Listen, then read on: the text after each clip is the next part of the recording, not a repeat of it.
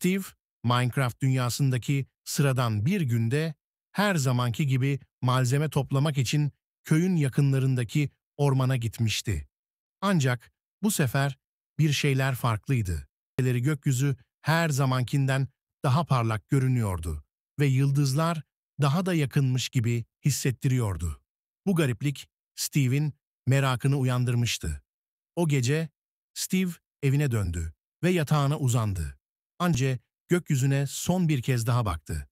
Tam o anda parlak bir yıldızın hızla düşmeye başladığını gördü. Yıldız ufukta bir yere çarptı ve ortalık bir anlığına gündüz gibi aydınlandı. Steve, yıldızın düştüğü yeri bulmak için sabahı zor etti. Gün doğar doğmaz yola koyuldu. Yıldızın düştüğü yere yaklaştıkça gökyüzünden gelen bu varlığın sıradan bir yıldız olmadığını anladı. Göz alıcı bir ışık saçan garip şekilli bir taş buldu. Taşı eline aldığında bedeninde tuhaf bir enerji hissetti ve etrafındaki dünya bir anda değişti. Steve kendini bilinmeyen bir gezegende buldu. Bu yer Minecraft dünyasından tamamen farklıydı. Gökyüzü mor renkteydi, yer çekimi daha hafifti ve etrafta devasa kristaller parlıyordu. Steve şaşkınlıkla etrafına bakındı. Bu gezegende yalnız mıydı? Yoksa başkaları da mı vardı? Bir süre keşfe çıktıktan sonra Steve büyük bir taş yapı buldu. Yapının üzerinde Minecraft dünyasındaki dillerden hiçbirine benzemeyen antik yazılarla dolu taş tabletler vardı. Ancak bir tablet Steve'in elinde tuttuğu yıldız taşına çok benzer bir sembol taşıyordu. Taşı tablete yaklaştırdığında yapı titremeye başladı ve içinden bir ışık huzmesi fırladı. Bu ışık huzmesi Steve'i içine çekti ve onu bambaşka bir galaksiye götürdü. Steve şimdi yıldızlar arası bir gezgindi. Önünde keşfetmesi gereken sayısız gezegen, çözmesi gereken birçok gizem vardı. Ancak bu yolculuğun nereye varacağını, ne tehlikelerle karşılaşacağını bilmeden her adımda cesaretini toplaması gerektiğini de biliyordu. Steve, ışık huzmesiyle bir kez daha yeni bir gezegene ulaştı. Bu sefer kendini kristallerle kaplı bir dünyada buldu.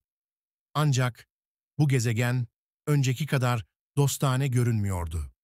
Kristallerin içinden tuhaf yaratıklar çıkıyor, her biri parıldayan gözlerle Steve'e doğru yaklaşıyordu. Bu yaratıklar, yıldız taşının gücünü ele geçirmek için ellerinden geleni yapacak gibiydiler.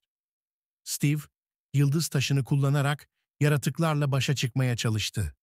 Taş, ona sadece farklı yerlere gitme gücü vermekle kalmıyor, aynı zamanda onu tehlikelere karşı da koruyordu.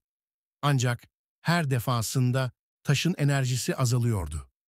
Steve, bir şekilde bu gezegenin sırlarını çözerek taşın gücünü yenilemek zorundaydı. Kristal gezegeninin derinliklerine indikçe Steve antik bir tapınak buldu. Bu tapınakta taşın gerçek gücünü nasıl kullanacağına dair ipuçları vardı. Ancak taşın gücüyle oynarken dikkatli olmalıydı. Çünkü yanlış bir adım onu ve yıldızları sonsuza kadar karanlığa hapsedebilirdi. Steve, tapınaktaki bulmacaları çözdükçe taşın gizli gücüyle nasıl etkileşime geçeceğini öğrendi. Taş, sadece ışınlanma yeteneği sunmuyor, aynı zamanda farklı elementleri kontrol etme gücünü de veriyordu. Bu güçle Steve kristal yaratıkları yenerek gezegeni kurtardı. Ancak asıl macera burada bitmiyordu. Steve, her galakside daha büyük bir sır, daha büyük bir tehlike olduğunu biliyordu. Yıldız taşı onu korusa da her yeni dünyada daha fazla bilgiye, daha fazla cesarete ihtiyacı vardı. Gelecek maceralarda neyle karşılaşacağını bilmeden bir sonraki galaksiye doğru yola Hey çıktı. sen, bu videolar için çok uğraşıyorum. Beğenip abone olmayı, gönlünden geçerse yorum yapmayı unutma.